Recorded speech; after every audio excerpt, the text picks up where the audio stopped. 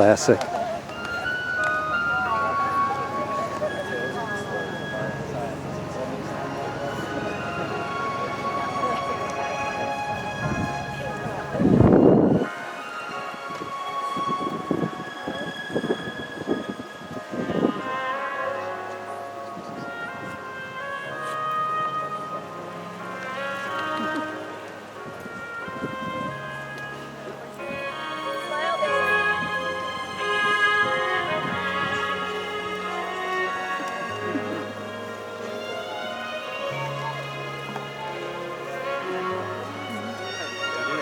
Thanks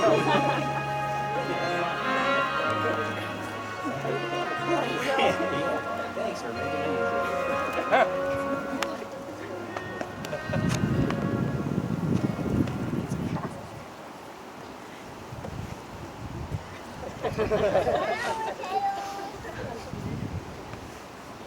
Dearly beloved, we are gathered here today to witness my debut as a wedding officiant. Luckily for me, Jenna and Scott gave me very little direction for this ceremony. Thanks a lot. Hope you guys like this. For those of you who don't know me, I'm Jenna's brother-in-law, Michael. I'm married to her beautiful sister, Jacqueline, who's standing right here. I'm an optometrist Monday through Friday, but maybe after this performance, I may get another shirt on Friday. And I'd like to thank openministry.org for making the coordination process extremely easy and streamlined. So since I'm calling the shots today, I'd like to welcome everyone to my wedding, especially these two standing in front of me. And before we get going with the good stuff, I'd like to thank Mr. and Mrs. Anthony and Mrs. Messinger for this beautiful wedding, and I'm really honored that they allowed their children to have me officiate one of the biggest days of their lives. Once again, I'd like to welcome everyone to this wonderful occasion. Today is a celebration of love, commitment, friendship, family, and of two people who are in it for the long haul. But what is love? Sooner or later we begin to understand that love is more than verses on Valentine's and romance in the movies. We begin to know that love is here and now, real and true, and the most important thing in our lives. For love is the creator of our favorite memories and the foundation of our fondest dreams. Love is a promise that is always kept, a fortune that can never be spent, a seed that can flourish in even the most unlikely of places. And this radiance that never fades, this mysterious and magical joy is the greatest treasure of all, one known only by those who love. Dr. Seuss once said, "You know you're in love when you can't fall asleep because your reality is finally better than your dreams." Elizabeth Barrett Browning said, "Love doesn't make the world go round. Love is what makes the ride worthwhile." A great philosopher, or maybe it was a bumper sticker in the movie The Wedding Crashers, said, "True love is your soul's recognition of its counterpoint in another." Now I've been married for 3 years and already consider myself somewhat of a veteran in this marriage love form. Not sure Jack would agree. But I love my wife and understand that a successful marriage requires falling in love over and over again with each other. I fall in love with her more and more each day we are married. Also, we have to understand that marriage doesn't change us. You just learn to love all aspects and imperfections of your partner. So I'm going to give some advice to Jenna and Scott of what getting married probably won't change. Jenna, don't think that marriage will change Scott's laziness. He will on occasion wear pajama pants out in public, sometimes without showering. Marriage will not change his cool-down periods or stop him from betting on ponies. His obsession with Clash of Clans won't change, nor his involvement in multiple fantasy football leagues. Scott, marrying Jenna won't change her inability to get her toothpaste globs down the drain. They will always remain in the sink, and she will probably always refuse to clean the bathrooms. Just because it's only the two of you in a room, don't think Jenna will ever speak at a normal volume. She's not screaming at you, that's just her normal tone. Jenna gets a little excited. Marriage won't get Jenna to put her cell phone down, because I think it's actually glued to her hands. And lastly, marriage won't make Jenna live out of hope. Now, I've reached out to the wedding party and asked them to email me a story that truly defines Jenna and Scott as a couple. Why they're right for each other, what they've witnessed. So here is Jenna and Scott's love story, told by their friends. Evan Harris describes the night that they met like this. One fateful night, after taking a bunch of shots at our apartment, us guys ended up at the bar Penny Farthings. All liquored up, Scott and I felt ambitious and approached a group of girls. I got shot down quickly, but Scott had eyes for one of them. Turned out to be Jenna. I'll figure that out. This time it worked, but Scott didn't immediately ask for her number. Instead he said, "This girl's pretty, but she'll come back to me." And lo and behold, Jenna's friend Kara confronted him and put him on blast for not getting her number. So Scott, as only Scott can do, said, "Jenna, what you know?" Christine Tepsirani also describes that night and their first date.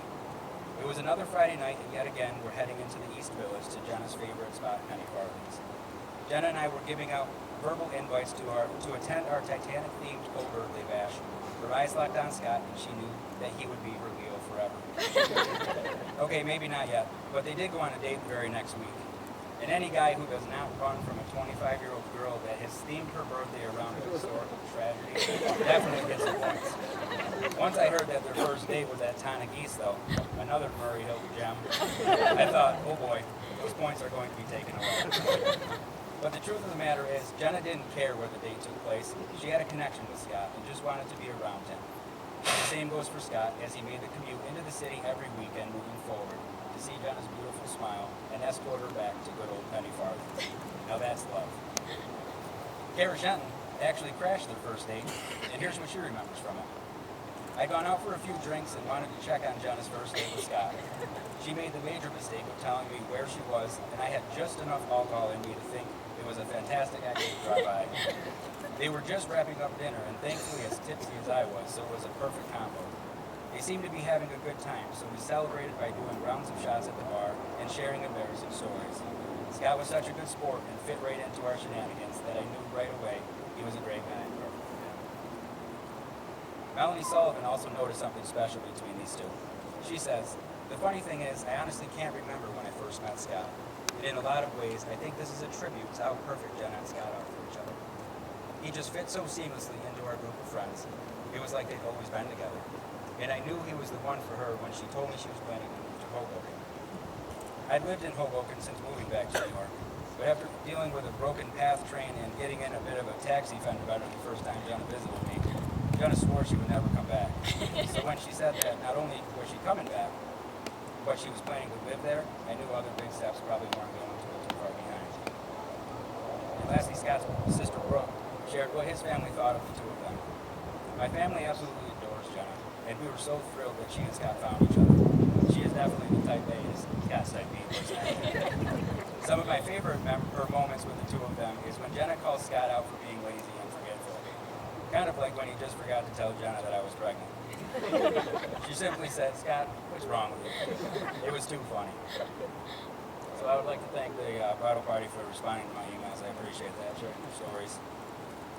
So as you can see, guys, we are all here to hope with you, to support you, to be proud of you, and to remind you that love isn't happily ever after.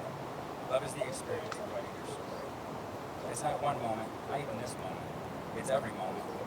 Big ones like saying I love you, moving in together, getting engaged, but mostly little ones that come in between the big moments. Falling asleep next to one another, making dinner together, holding hands, getting a big hug with you in the morning. These everyday moments fuse together into one big experience. And even though this experience is so incredible, words fail us when we try to explain it. That's just the way it is with love. It's meant to be felt, not described. And even though we describe love in different ways, and even though love can look different from one person to the next, we all know it when we see it. Now, Jenna and Scott have already signed the ketubah, and for those who don't know what a ketubah is a Jewish marriage contract. And before I say what it is, I'd like to thank Jenna's cousin, Casey Desmond Mikesell, for her wonderful creativity in designing it. It was actually really beautiful. In ancient times, traditional ketubahs were a legally binding marriage contract, signed by two witnesses that verified that the groom had acquired the bride and agrees to provide for her, and includes a lien to be paid by the groom in case of divorce. As you can imagine, Jenna wasn't having that. So modern ketubahs are more personalized works of art, including both the text and symbolic marriage contract and artwork in the margins. The modern understanding is that marriage is a partnership based on love and commitment, not legality. Ketubahs are usually framed and hung in a prominent place in the couple's home after the wedding. All right, guys. Now, Scott and Jenna, you stand before me having requested that I marry you. You both do this of your own free will, with no pressure upon you from other persons. Now, the bride and groom have decided to write their own vows, so Jenna will be going first.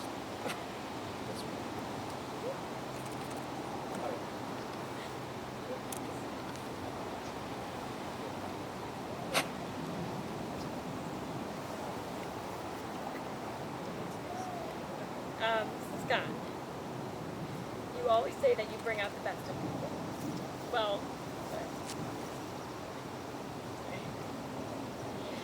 Scott, you always say that you bring out the best in people. Well, I can't speak for everyone here, but I do know that you for certain that you bring out the best in me. With you, my life is full of laughter and love. You are my other half. we are one. We are together, we are much stronger than we could ever be apart. When we first met, we did not have a single friend in common. Now, over 4 years later, I love the life and the home we have built together. From our little Hoboken abode to the seamless integration into each other's friends and families, to our future family, and to the eventual adoption of a Siamese cat. That's happening. Surrounded by our closest family and friends, I promise to be encouraging of your interests and passions, even when that means watching every single NFL game and participating in 10 different fantasy football leagues. I promise to always laugh at your jokes, even when they're not funny. I promise to be your forever shoulder to cry on, to grow old with you, and to love you unconditionally. I vow to live life fullest with you. To quote one of your favorite movies, Up, adventure is out there. I cannot wait to live life's adventure as your wife.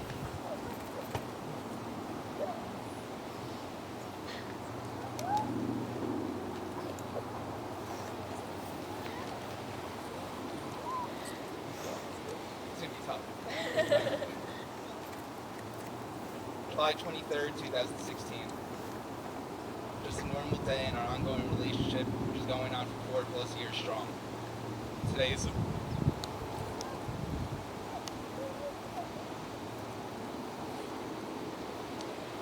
so very different.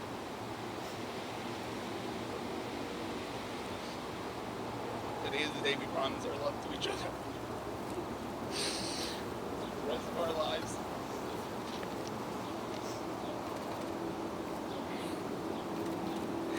So, alright. This is the day we promise our love to each other for the rest of our lives. I'm sorry, I'm getting ahead of myself. Brian wasn't for later. Alright. So, we promise our lives to one another till this day to the rest. It's crazy, right? Should we run? This is the part where I tell you how much I love you. Everyone always asks before a wedding, are you nervous? Truth is, I've never been so confident about such a major decision in my life. I've already seen what my life is like with you, by my side. And there's truly nothing to fear. You're the love of my life. You have been with me to share all of our amazing experiences at my side, and you've been with me through the hardest time of my life. The one thing I always know is that you will be there. Ooh. I know I always joke around and say I bring out the best in other people. But now I've found the person who truly brings out the best in me, which we can clearly see still isn't that great. With flaws, vices, and all, you accept me for who I am. I have never pretended to be someone else. When I'm with you, I am the happiest person in the world to call you my wife. This is the part where I promise you stuff. I promise to be the best person that I can for you. I promise to love you every day for the rest of my life. I will make you laugh. I will be there when you cry. I promise to always be there for you every day until my last. I promise to take advantage of every work your job provides. And I promise to provide you with excellent medical coverage in return. This was supposed to be the part where I cry. I'm so happy to be joining such a large, lovely, and only slightly crazy family. I am thrilled that you are joining my small, extremely crazy family. My entire family loves you and probably prefer you to me at this point. My father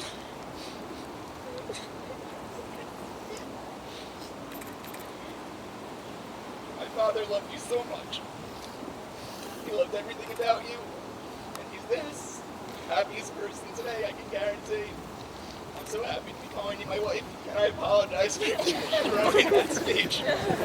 But thank you so much, and I love you more than anything. I love you.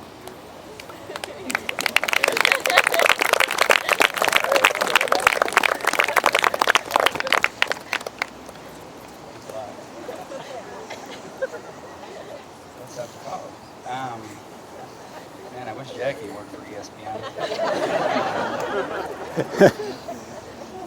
All right. We have all witnessed your exchange of vows. Now is the time to affirm your love and commitment by exchanging your rings. Wedding rings are enduring symbols of affection and trust that you share for one another. The wedding rings are the outward and visible symbol of an inward and spiritual bond, signifying the uniting of this man and this woman in marriage. The rings are made of precious metals, indicating the preciousness and abiding value of her love, which they symbolize. They are made in the form of a circle. They have neither beginning nor end, signifying the eternal and infinite nature of the bride and groom's love for each other. In wearing these rings, you proclaim your intent to reflect this loving relationship with one another.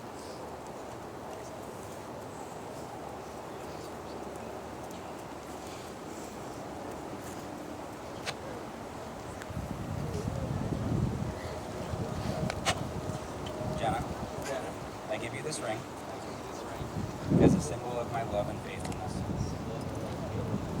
As I place it on your finger, I commit my heart and soul to you. I ask you to wear this ring as a reminder of the vows we have spoken today.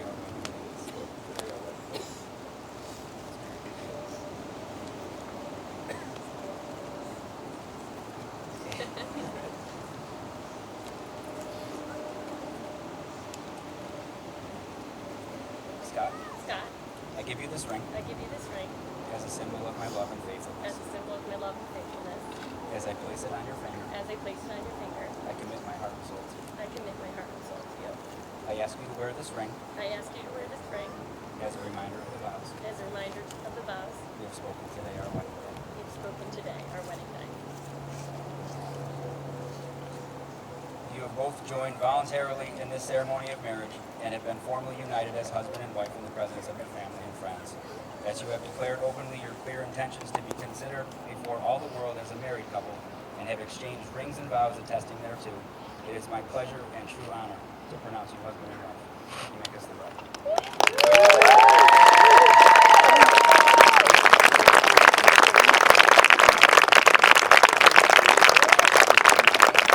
Ladies and gentlemen, I would like to introduce for the first time as husband and wife, Mr. and Mrs. Scott.